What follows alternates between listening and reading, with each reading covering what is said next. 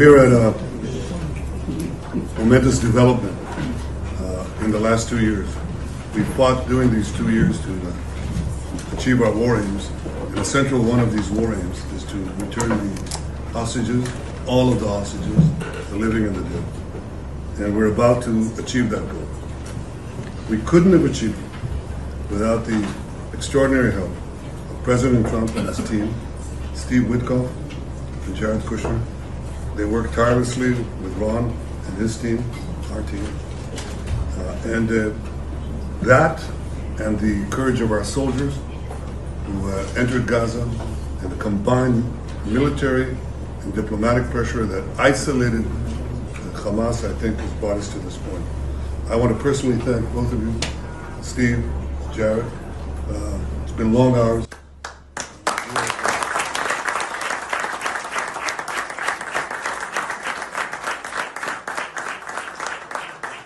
You worked around the clock, but not only worked, I think you put in your brains and your hearts. And we know that it's for the benefit of Israel and the United States, for the benefit of decent people everywhere, and for the benefit of these families who will finally get to be with their loved ones. And I want to thank you on their behalf as well, and on behalf of the people of Israel. Thank you. Obviously, bringing the hostages home it's been a priority for President Trump for a very, very long time, and we've all worked very tirelessly to do that. But I really want to say that this all would not have been possible without the bravery of the IDF and the soldiers, what they've accomplished not just in Gaza, but also what they've done in the theater over the last couple of years to eliminate Hezbollah in the north and really degrade them. What you were able to do in Iran, it really helped set a big tone.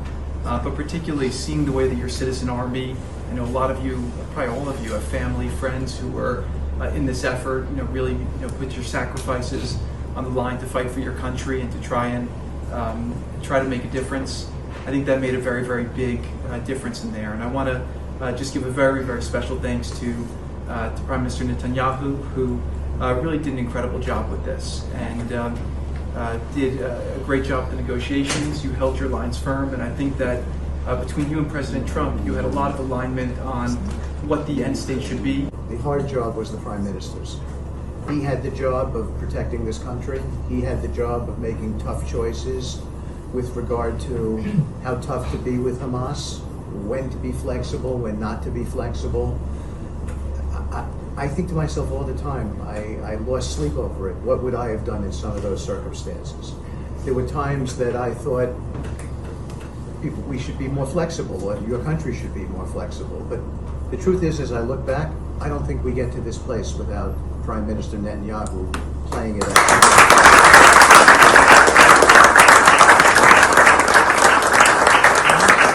And I'm not just saying that. They're not just words. The President believes that. My President believes it. He believes that Prime Minister Netanyahu made some very, very difficult calls.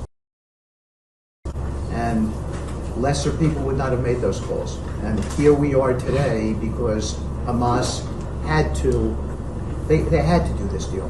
The pressure was on them, they were backed up, and you've got the bigger army, you were making inroads, and that's what led to this deal.